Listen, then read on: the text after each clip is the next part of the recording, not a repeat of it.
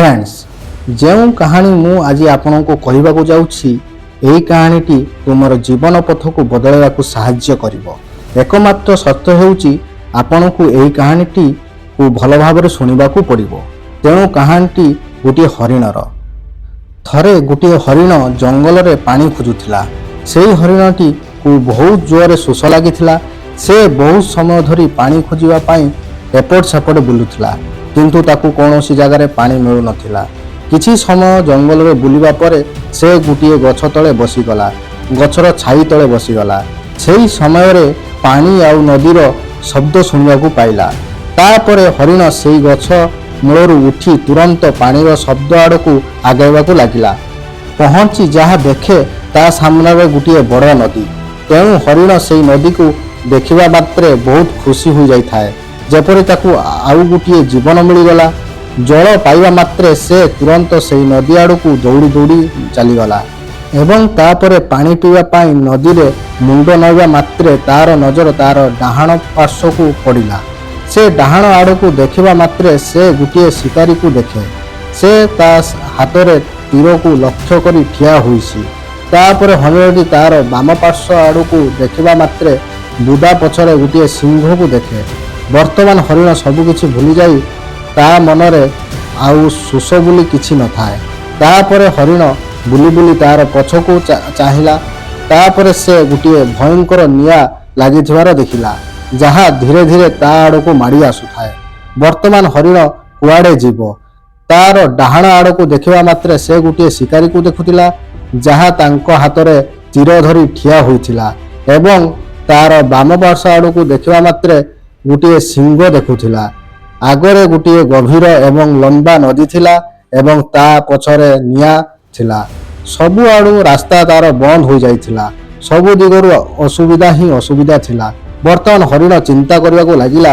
एबे से भाबिला मोर असुविधा सबु दिगरु अछि तेबे मु मोर काम काहींकी करी मरिबी नाही। जहाँ भी हेउ मते मरिबाकू तो पड़िबो तेबे मु पानी पीकी काहीं मरिबी नाही। तेणु हरिण पानी पीवा आरंभ कला किंतु किछि समय परे हरिण पानी पीवा मात्रे सेही समय कला मेघ उपरू छाई होईगला एवं सेही कला मेघरू वर्षा आरंभ होईगला। तेबे ता पछरे थिबा निया वर्षा द्वारा लिभिगला एवं वर्षा हेबा द्वारा शिकारीर लक्ष्य भूल सिंह आड़ को चलीगला एवं सिंहर आखि सीधा सड़क शिकारी उपरे पड़ीगला। तेबे सिंह शिकारीर पछरे दौड़िला। तेणु हरिण जानिबा मात्रे पानी पीवा परे हरिण मुंड उठाइबा मात्रे से तार डाहाण आड़ को चाहे। से शिकारी को कौनसी जगार देखा पाए नाही। तापरे से तार बाम आड़ को देखे। से सिंह को मध्य देखा पाए नाही। तापरे से निज पछकू बुली देखे जो निया थिला से भी लिभि जाइछि।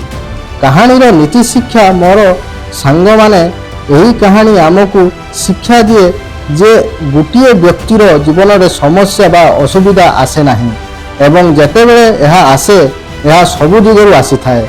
जेउथिपाई प्रत्येक व्यक्ति तांको समस्या बा असुविधा को भय करिथांती।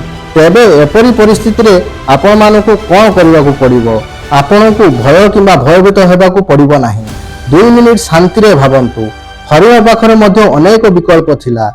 एही सब परिस्थिति देखिबा परे हरिणटी पानी भीतर को डेई पारि थांता नहेले एठाकू सेठाकू दौड़ी भी पारि थांता किंतु से शांति रे चिंता कला एवं से निज काम को जारी रखिला। से पानी पीवा को आसीथिला एवं से पानी पीवा को लागिला। मनुष्य मध्य तांको सफलता ठारू टिके दूर रे रही थाए किंतु जेतेबेले से समस्या देखा को आरंभ करे घरर समस्या अर्थ समस्या जो कारण से किछि करने को असमर्थ हो जाई थाए से भयभीत हो जाई डरी जाए किंतु आपण को ना भय करिवार अछि ना डरिवार अछि। बास तुमको केवल तुमर काम करने को पड़िबो ता भितरे पूरा तुमको लागिबा को पड़िबो। मोर सांग माने मु आशा करे आपण मानको एही कहानी बहुत पसंद आसीबो। तेणु एही दुनिया कोन कहिबो भाव नाही। तुमे तुमर काम कर तेबे दिने ना दिने यही दुनिया तुमको देखिबो। धन्यवाद।